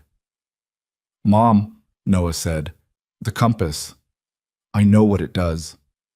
Elena went very still. "Grandpa sent it," Noah said.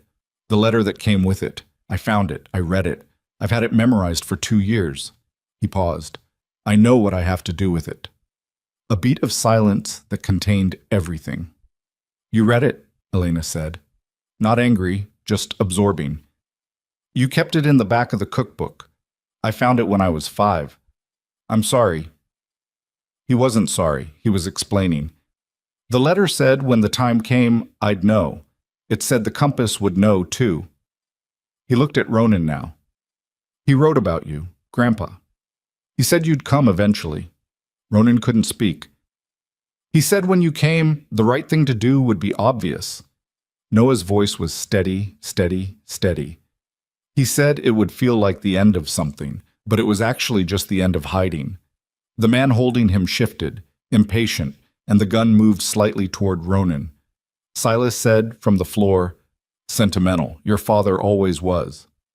Ronan looked at Silas, at the man he'd trusted with his life for 19 years, at the man who'd sat across from him in rooms and given him counsel and watched his back and had been, the entire time, a building standing over a foundation that was quietly, methodically, patiently rotting from the inside. "Get up," Ronan said. Silas got up slowly. He straightened his coat. He ran a hand over his hair. He reassembled, visibly, because that was what Silas did. He reassembled and he recalibrated and he waited for the next opening.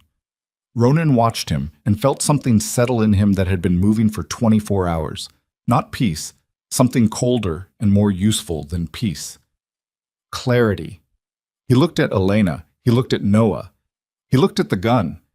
And then the ship shuddered. Not the normal language of metal and water. Something different. A deep concussive thud from somewhere aft. And then immediately the smell of smoke. And the strip lighting along the floor flickered. And one of the overhead lights blew. And they were in half darkness. And the man holding Noah flinched at the sound and his grip changed. And Noah dropped. He dropped the way someone drops who has been waiting for exactly that kind of disruption. Deliberately, trained by gravity and 7 years of a mother who believed in preparation. And he hit the deck and rolled toward the crate and was behind it in 2 seconds and out of the grip entirely. The gun swung toward the sound. Ronan moved. He covered the distance in 3 strides and the impact drove the man into the container wall and the gun discharged once into the ceiling. And then Ronan had the gun hand and he bent it the wrong way and the weapon clattered to the deck and the man was done. He turned. Silas was gone. The door to the passageway was open. The smoke smell was thicker now, coming from aft. And there was an orange quality to the light through the porthole at the far end of the hold that hadn't been there before. "Fire," Decker said. He was on his feet, the third man neutralized behind him. "Aft section. Something in the engine compartment." "Silas," Ronan said. "He's heading up." Decker was already moving toward the passageway. "He'll go for a lifeboat, south side." Ronan looked at Elena. She had Noah. She'd gotten to him behind the crate, and she had both arms around him and he was letting her, his face pressed briefly against her shoulder. And then he straightened and looked at Ronan and said, "Go." "I'm not leaving. Decker will get us out." Noah looked at him with those eyes. "You have to go. He's going to get away." Elena raised her head.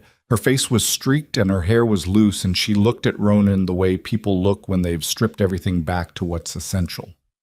"Go," she said. "We'll be right behind you." He went. The passageway was filling with smoke at the aft end. Thin still, but thickening, and the heat from below was already working through the deck plates underfoot.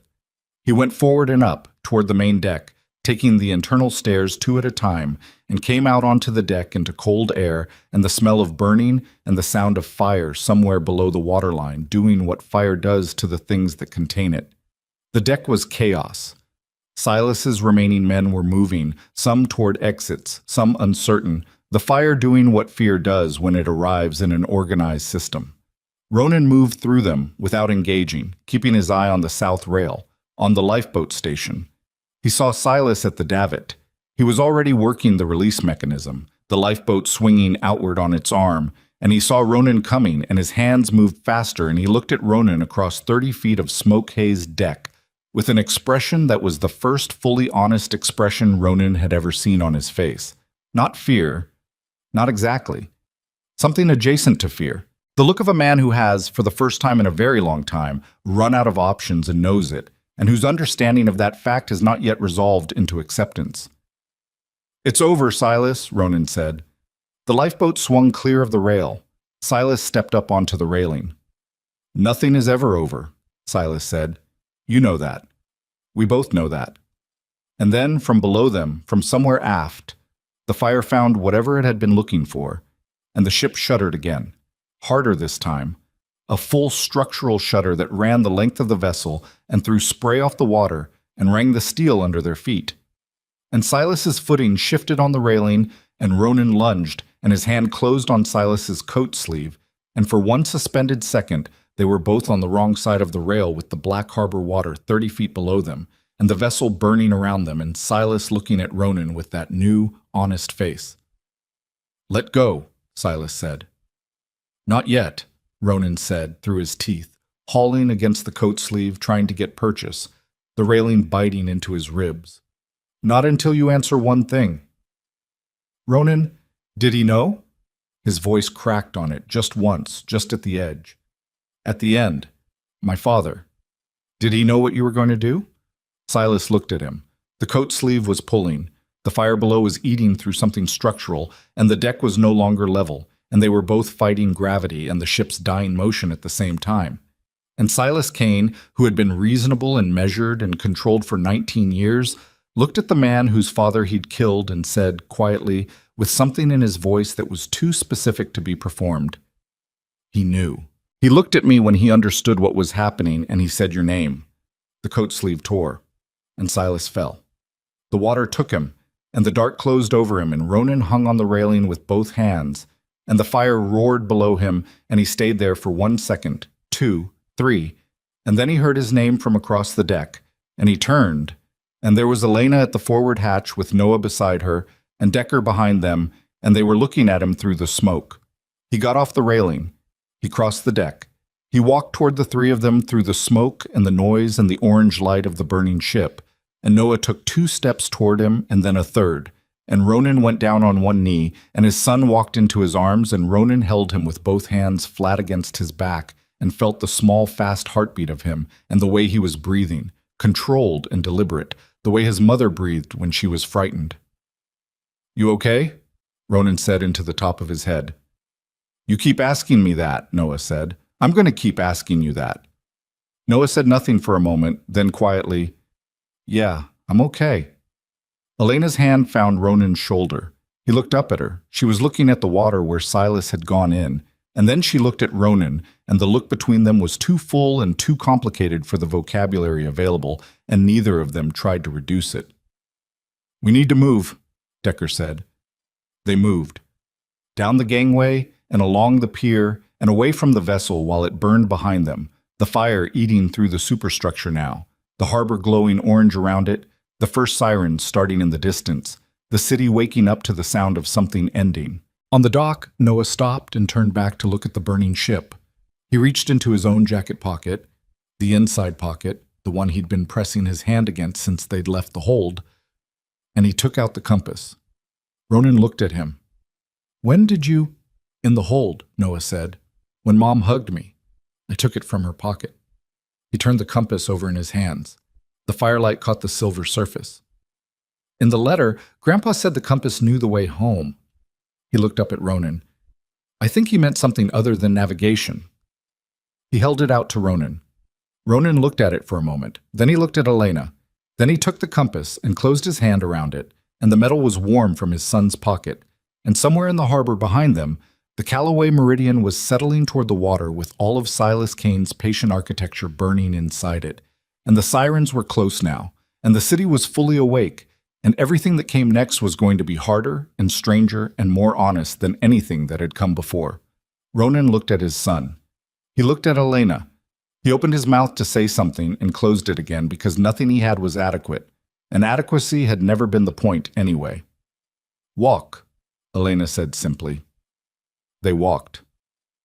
They found Silas Kane 3 hours later, not in the harbor where the dark water had taken him, on the dock 2 piers south where the current had pushed him against a piling and left him there, coat gone, one shoe gone, breathing in the shallow, irregular way of a man whose body was still running on instinct while the rest of him was trying to decide whether to bother. A Port Authority officer found him first and called it in as an unknown adult male, possible drowning victim, and by the time the paramedics had him on a stretcher, Vera Strand was already on the dock with a badge that was not current and a folder that was, and she made 3 phone calls in the time it took them to load him into the ambulance, and the ambulance had a federal escort before it cleared the pier gate.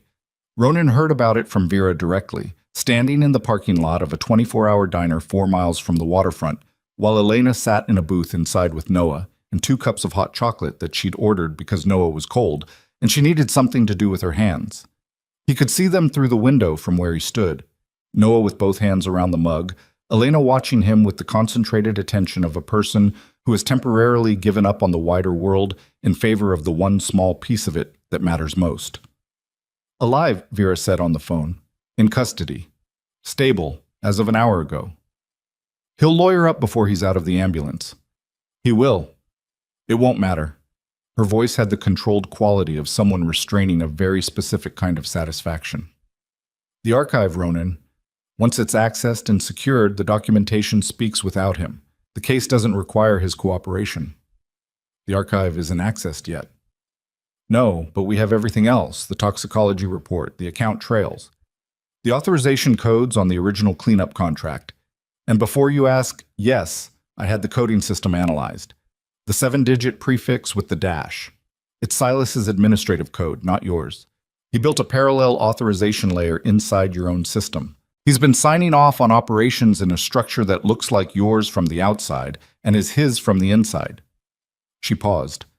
If federal investigators had come in without knowing to look for it, they would have found your name. Now they'll know where to look. Ronan stood in the parking lot with the cold coming in off the water and the diner window in front of him and his son's profile behind the glass and said, "What do you need from me?" "A statement, eventually. And the archive when it's ready." She paused again, longer this time. "And Ronan, what you said to Decker before you went to the vessel, about dismantling what remained of the organization. I need that to be real." "It's real. I've heard men say that before." "I know you have." He watched Noah say something to Elena, watched her almost smile in response, the way her whole face moved differently when it was directed at her son. "It's real," he said again. A silence on the line. Then Vera said, "I'll be in touch about the statement," and hung up. He stood there for another minute before he went inside. The diner smelled like coffee and fryer oil and the particular warmth of a room that has been open all night and absorbed everything that's passed through it. He slid into the booth across from Elena and Noah and put his phone on the table and looked at his son, who was watching him over the rim of the mug. "Silas is alive," Ronan said. Elena nodded once, the nod that meant she'd already been working through the implications. "Is he going to be okay?" Noah asked. Ronan looked at him. At the genuine, uncomplicated nature of the question, a 7-year-old asking whether a man who had ordered his death before he was born was going to be physically all right because he was 7 years old and the ethical complexity of it hadn't yet condensed into something his vocabulary could carry. "He's going to be in federal custody," Ronan said carefully. "He's going to have to answer for things he did." Noah considered this. "That's fair," he said. He went back to the hot chocolate. Elena looked at Ronan across the table. She looked tired in a way that sleep wouldn't fix quickly. The kind of tired that goes into the tissue, into the bone, that has to be metabolized slowly over weeks of ordinary time. But her eyes were clear, clearer than they'd been since he'd walked into the cafe, he thought. "What happens now?" she said. He told her. The federal case, the statement, the archive, the process of dismantling the organization, not all at once, not recklessly, but structured, accountable. The assets that could be surrendered, surrendered. The operations that could be closed, closed. It would take months. It would require lawyers and cooperation and the particular kind of patience that was different from Silas's patience. Not the patience of someone waiting for power, but the patience of someone doing the work of undoing. He told her about his name on things that shouldn't have had his name, about what that would mean for him, legally, and what Vera had said about the parallel authorization layer, and what the difference was between what he'd done and what had been done in his name, and how blurry that line was going to look from the outside. She listened to all of it. When he was done, she said, "Are you going to go to prison?" "I don't know," he said. "Maybe. For some period of time. Possibly." He held her gaze. "That's the honest answer." She sat with it. "Okay," she said. "Okay," he repeated. "That's not me saying it doesn't matter. It matters." She wrapped both hands around her own mug. "But you asked me once, or you almost asked me, 7 years ago, the night before I found those documents, whether I could live with knowing what you were, what your life was." She looked at him steadily. I couldn't answer it then. I ran before I had to. You ran because someone tried to kill you. I ran for both reasons, and I've spent 7 years telling myself it was only the one. She looked down at the mug. I'm not running anymore. So. Noah had been listening to the parts of this he could understand and processing the parts he couldn't in the particular internal way of children who are used to adult conversation happening around them. He looked up now and said, without preamble, Are we going to live together? Both adults looked at him. He looked between them with the expression of someone who'd been waiting a reasonable amount of time for a relevant answer and was beginning to lose patience. That's, Elena started. That's a complicated question, Ronan said. It doesn't seem that complicated, Noah said. Elena made the sound that was almost a laugh. Ronan felt something that he hadn't felt in a very long time and didn't fully recognize until it had already been present for several seconds, which was that his chest was not braced for impact. There was no calculation running underneath the moment.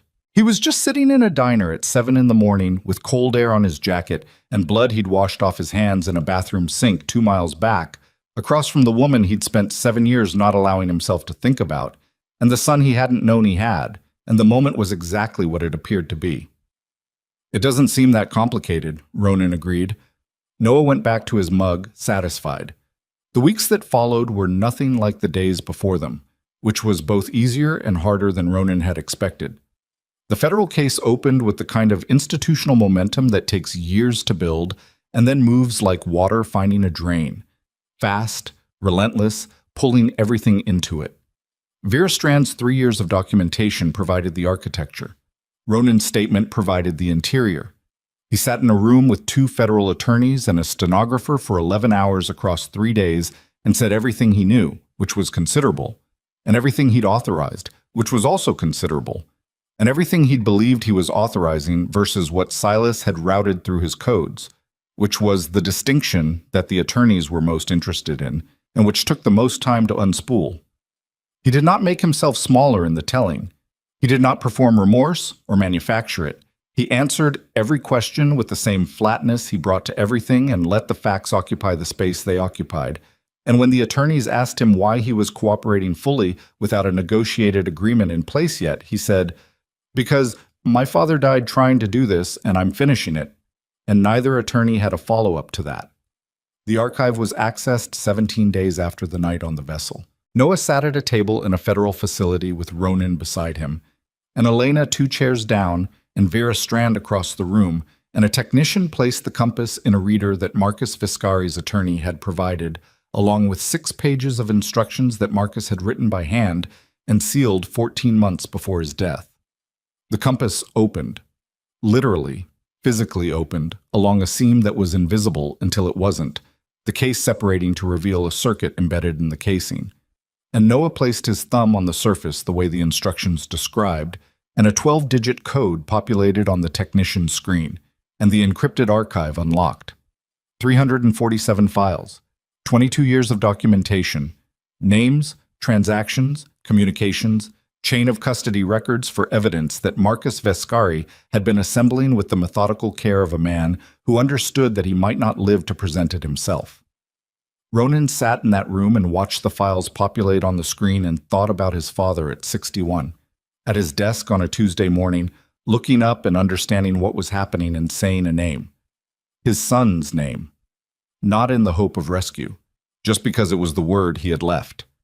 He pressed his hands flat on the table and breathed.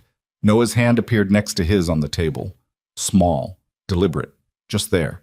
Ronan turned his hand over, and his son's hand settled into his palm, and they sat like that while the screen filled with 22 years of his father's last act, and neither of them said anything, and neither of them needed to. The arrests came over the following 6 weeks, in waves. A federal judge in Portland who'd been clearing cases for the organization for 11 years. 2 state legislators. A Port Authority commissioner who'd been managing vessel documentation for Silas's cargo operation. The leadership of 3 other crime families, pulled in through the account trails that Marcus's documentation mapped with the thoroughness of someone who'd understood that incomplete evidence was worse than none. They came in quietly, mostly, The kind of people who'd spent careers insulating themselves from public spectacle were not inclined toward it when the spectacle was against them. Silas Kane was charged with 31 counts across 4 jurisdictions. The murder of Marcus Vescari. The solicitation of murder for hire, twice. Elena's name and Noah's on the original contract. And a second contract that Vera's investigation had uncovered. A contingency order placed 18 months ago against Vera herself, which had not been executed but which had been paid for, and the payment trail was clean and complete and unambiguous. He did not cooperate.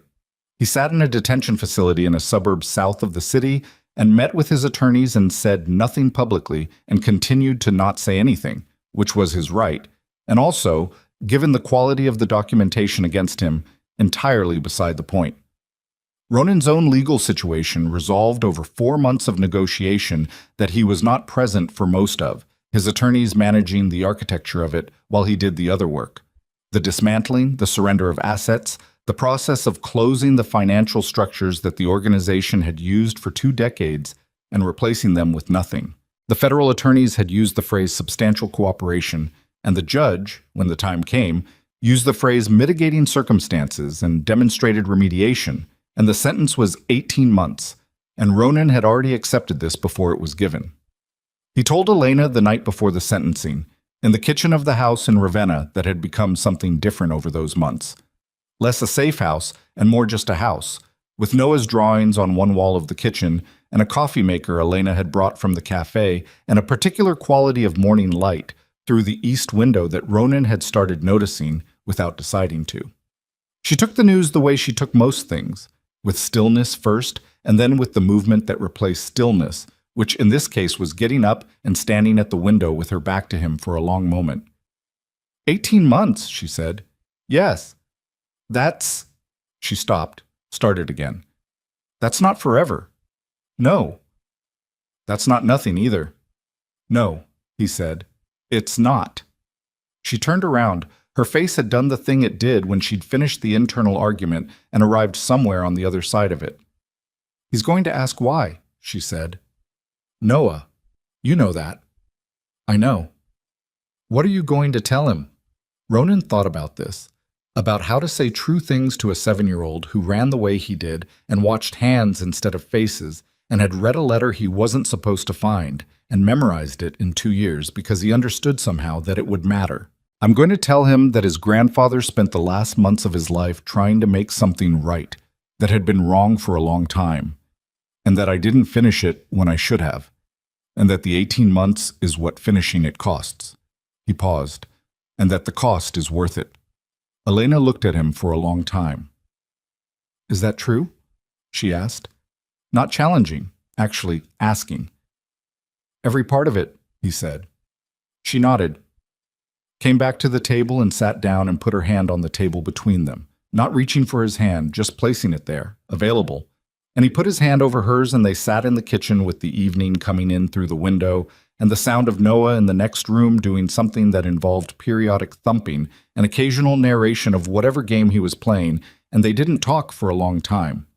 The morning Ronan reported to the federal facility, Noah was up before dawn. He was in the kitchen when Ronan came downstairs, sitting at the table in his pajamas with a bowl of cereal he wasn't eating, watching the door with the expression of someone who'd set an alarm for a specific purpose and was not going to be talked out of it. Ronan sat down across from him. They looked at each other. Mom explained it, Noah said. I know she did. You have to go because of what you did before, not what you did now. He said it with the careful precision of someone repeating back information they've been given and are testing against their own understanding. Before isn't the same as now. That's right. But you still have to go because before happened. Yes. Noah absorbed this. He picked up his spoon and put it down. Grandpa died because of Silas, he said. And you had things happening under your name that weren't you. But some of them were you. Ronan didn't look away. Some of them were me. And the 18 months is for the some of them were you part. Yes. Noah looked at his cereal, then he looked up. Okay, he said. Okay? I don't think it's okay. He frowned slightly, working it. But I understand it. And I know you're coming back, and you explained it instead of making something up." He paused. "Dad used to be made up. I mean, you used to be made up. Mom said you were gone because things were complicated, which was true, but also she couldn't tell me the real thing because the real thing was dangerous." He looked at Ronan with those gray eyes that had been looking at him for 7 months now, and still landed with the same weight. "I like the real thing better, even when it's hard." Ronan pressed his hands flat on the table and looked at his son and felt the thing he had no name for, that had been building since a small boy walked out of a kitchen and stood between his mother and 3 strangers without flinching, and it sat in his chest now like something permanent. "So do I," he said. Elena drove him. Noah sat in the back and didn't talk much, which was unlike him. But when they pulled up to the facility and Ronan got out and opened the back door, Noah got out too and stood on the sidewalk in his jacket and looked at the building and then at Ronan. He held out his hand. The gesture was formal and very serious, the handshake of a child who'd decided this was the appropriate register for the moment, and Ronan took his hand and shook it, and Noah's grip was firm and brief, and then he let go and stepped back. "I'm going to learn to make the sourdough while you're gone," he said. "The real way. So when the cafe opens again, we have it." "The cafe is opening again?" Noah looked at him like this was obvious. "Mom already signed the new lease, different location, better kitchen." He glanced at Elena, who was leaning against the car with her arms crossed and her expression doing the complicated thing it did when she was trying not to let something show. "She said it's not a hiding place this time. She said it's just ours." Ronan looked at Elena. She looked back at him. She uncrossed her arms and came to stand in front of him on the sidewalk, and the morning light was coming in flat and clear from the east, and it was cold enough that her breath showed. 18 months, she said. 18 months, he agreed. She looked at him for a long moment. Everything they hadn't said and would still have time to say was in the look, and neither of them tried to compress it into words because some things are accurately carried only in the space between 2 people standing close to each other in the cold. She reached into her jacket pocket and took out the compass and held it out to him. He looked at it. "I can't take that in." "I know. I want you to hold it for a second." She paused. "Your father made this. He put everything he had left into a plan and he trusted it to people who didn't even know each other yet, and he died before he knew if any of it worked." She looked at the compass in his hand. "I used to think keeping it safe was a burden. It felt like carrying someone else's hope that I hadn't agreed to carry." Her voice was even, but it had weight in it. "Now I think he knew something we didn't, about what would come out of all of this if it worked." Ronan looked at the compass. The silver surface caught the morning light, and he could see, now that he knew to look, the seam in the casing, the place where it opened, the place his son had pressed his thumb. "He said your name," Ronan said. "At the end. That's what Silas told me." Elena was quiet. "I think he was talking to you too," Ronan said. "Even though you'd never met. He sent you the compass. He trusted you with it. I think when he was sitting there at the end saying my name, I think he meant both of us. The whole thing he was trying to build." She took the compass back from him, closed her fingers around it. "Go in," she said. Her voice was steady. "We'll be here when you come out." He nodded, looked at Noah, who was standing a few feet away with his hands in his pockets and his chin up, holding himself with the particular composure of someone who'd decided to model the behavior he wanted to see. Ronan put his hand briefly on his son's shoulder. Noah reached up and covered it with his own hand for exactly 1 second, and then they both let go. He walked in. The 18 months moved the way long time moves when you are present in it, slowly in the individual days and then faster in the larger arc, the weeks becoming identifiable only by what changed inside them. He had a small room, books, a window with a fixed view of a parking lot, and a strip of sky above it. He wrote things down. Not a journal, not exactly, but a running account of what he remembered and what he needed to remember and what he owed to the remembering. He wrote about Marcus, about the offshore audit and the things his father had found and the decision his father had made in the last 4 months of his life. He wrote about Silas, with as much honesty as he could sustain, which meant acknowledging the ways he'd chosen not to see things he could have seen, and the ways the organization had operated that he'd allowed because they were profitable, and he hadn't looked directly at the human cost of them. He wrote about Elena, not in detail, just the outline of what had been there, and what running from it had cost them both, and what the 7 years had built in her that he hadn't been present for and would have to learn at the pace she allowed. He wrote about Noah, often. The way the boy held a spoon, the way he'd read a letter he wasn't supposed to find and kept it for 2 years and said nothing because he'd decided at 5 years old that the information was for later. Where he'd gotten that from was a question that answered itself. Elena brought Noah to visit when the schedule allowed, which was monthly. They sat across a table in a visitation room, and Noah talked about the cafe. The new location had opened 4 months into Ronan's sentence, a corner space on Dexter Avenue with bigger windows and a kitchen that actually had room to move in, and about school and about the sourdough, which had been a partial success and then a better success, and was now, according to Noah, the best thing on the menu, which Elena confirmed with the look of someone who'd eaten enough of it to have an informed opinion. Ronan listened to his son describe the mechanics of fermentation with the focused enthusiasm of a child who had decided this was important and was not going to move on until the importance was fully communicated, and felt the thing he had no name for, which was now familiar enough that he'd stopped trying to name it. It was just there, permanent, the feeling of having something to come back to. On the day he walked out, it was raining. Seattle in spring was less punishing than November. The rain was lighter, the kind that felt like weather rather than a verdict, but it came down steadily, and the parking lot outside the facility was wet and reflected the overcast sky in long silver puddles. They were there. Elena was parked at the far end of the lot, standing outside the car in her rain jacket, because she'd apparently decided against sitting inside, and Noah was beside her in the yellow jacket he'd had for 2 years and refused to stop wearing because it still fit, and they were both watching the door when he came through it. Ronan stopped on the steps. He looked at them across the parking lot, at Elena with her arms not crossed for once, just at her sides, and at his son who'd seen him first and was already moving, not running, walking with great deliberate purpose, as if running would misrepresent the seriousness of the occasion. Ronan went down the steps.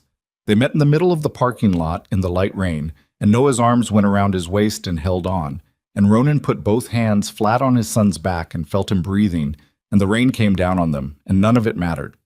After a moment, Noah stepped back and looked up at him with the same expression he'd had at the table the morning Ronan left. Serious, assessing, taking inventory. "The sourdough got better," he said. "You said it was already the best thing on the menu." "It got better than that." Elena arrived beside them.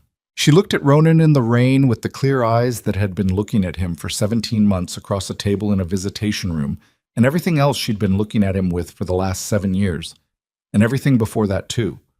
The full length of knowing him, damage and all, intact and unrevised. She reached into her jacket pocket. She held out the compass. "Yours now," she said. He looked at it. "It was never mine." "Marcus made it. It's Vescari. That's yours." She waited. "Noah says you should carry it. He says Grandpa would have wanted you to have it now that it's done what it was supposed to do." Ronan looked at his son.